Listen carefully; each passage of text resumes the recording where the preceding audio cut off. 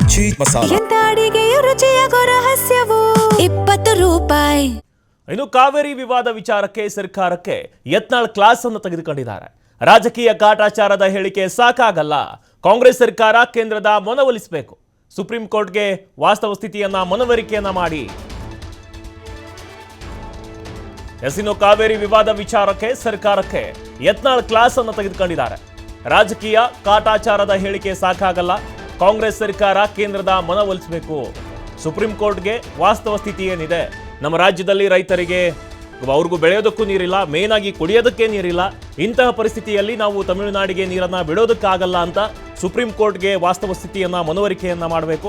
ಅದು ಬಿಟ್ಟು ರಾಜಕೀಯದ ಕಾಟಾಚಾರ ಹೇಳಿಕೆ ಸಲ್ಲದು ಅಂತ ಕಾವೇರಿ ವಿಚಾರದಲ್ಲಿ ಸರ್ಕಾರಕ್ಕೆ ಯತ್ನಾಳ್ ಕ್ಲಾಸ್ ಅನ್ನ ತೆಗೆದುಕೊಂಡಿದ್ದಾರೆ.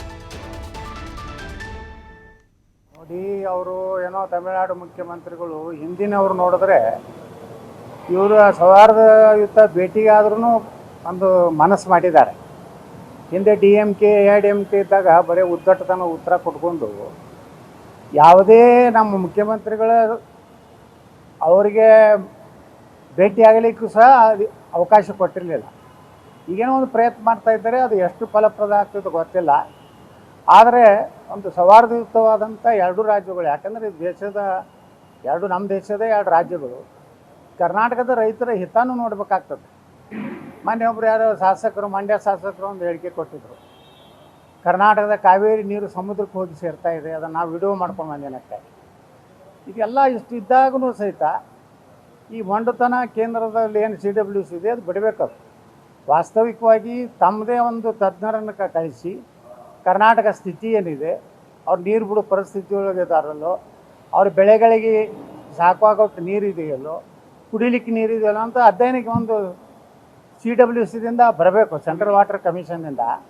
ಆ ರೀತಿ ಅಧ್ಯಯನ ಮಾಡಿಬಿಡಬೇಕು. ಸುಮ್ಮನೆ ದಿಲ್ಲಿಯಲ್ಲಿ ಕೂತು ಏನು ಬೇಕಾಬಿಟ್ಟಿಯಾಗಿ ಬಿಡಲೇಬೇಕು, 24 ತಾಸಲ್ಲಿ ಬಿಡದೇ ಇದ್ದರೆ ಅದನ್ನು ಮಾಡ್ತೀವಿ, ಕಂಟೆಂಪ್ಟ್ ಆಗ್ತೀವಿ ಅಂತೇಳಿ ಧಮಕಿಯನ್ನು ಕೊಡ್ತಾರೆ. ಆದರೆ ತಮಿಳುನಾಡು ಮುಖ್ಯಮಂತ್ರಿಗಳು ಸಹಿತ ಇವತ್ತು ಏನು ನಮ್ಮ ಮೇಕೆದಾಟು ಅದರ ಬಗ್ಗೆನೂ ಅಡ್ಡಿ ಮಾಡ್ತಾ ಇದ್ದಾರೆ. ಈ ರೀತಿ ಒಂದು ರೀತಿ ಎರಡು ರಾಜ್ಯಗಳ ಸೌಹಾರ್ದಯುತ ಒಂದು ಭೇಟಿಯನ್ನು ನಾನು ಸ್ವಾಗತ ಮಾಡ್ತೇನೆ. ನೋಡಿ, ಅವರು ಏನೋ ತಮಿಳುನಾಡು ಮುಖ್ಯಮಂತ್ರಿಗಳು ಹಿಂದಿನವ್ರು ನೋಡಿದ್ರೆ ಇವರು ಸೌಹಾರ್ದಯುತ ಭೇಟಿಗಾದ್ರೂ ಒಂದು ಮನಸ್ಸು ಮಾಡಿದ್ದಾರೆ.